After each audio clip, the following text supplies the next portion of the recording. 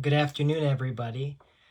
The last few videos I've been making the case for the church's use of religious imagery. I have made the case that depicting the brutality of the crucifixion helps us to unite our sufferings with the suffering of Christ.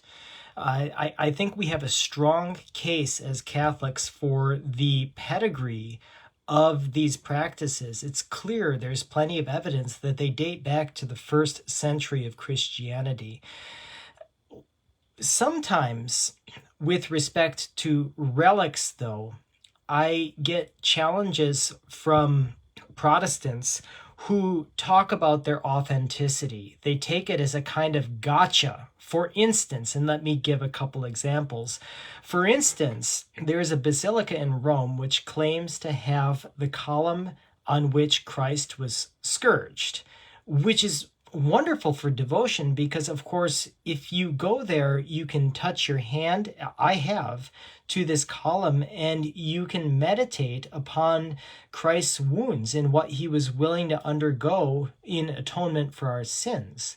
The problem with this is that in Jerusalem, there is another pillar, or at least a fragment of a pillar, which the friars who guard that basilica claim is also the pillar on which Christ is crucified. The problem is that they're made of different marbles, and it's pretty clear that they can't both be the column on which Christ was crucified.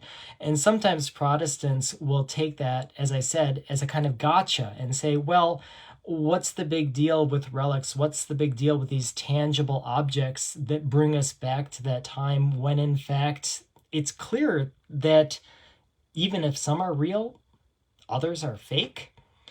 Others will point to the Shroud of Turin and the debate over whether, in fact, it truly is Christ's burial cloth.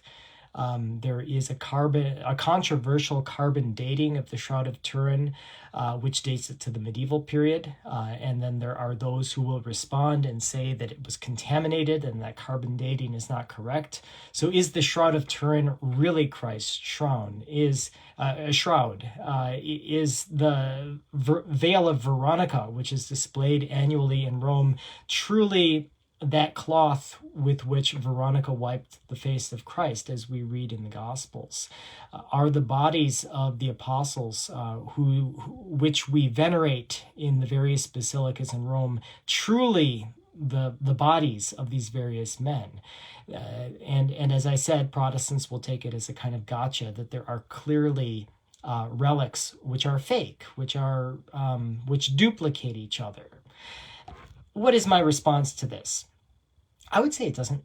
I mean, it matters, but it doesn't matter that much.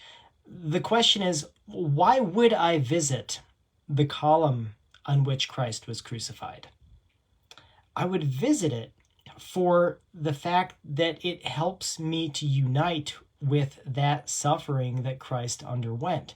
Does it truly have to be the column on which Christ was crucified? I mean, if I think it is, if I have reason to believe it is, it helps me emotionally and viscerally to connect, because when I touch it, it truly brings me to that moment. It helps me with my own reflection.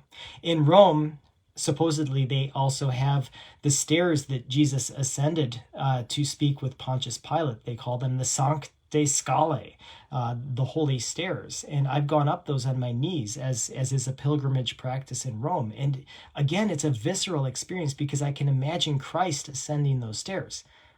Does it matter whether they're really the Sanctae Scalae that Christ ascended? No, but that experience was very meaningful for me.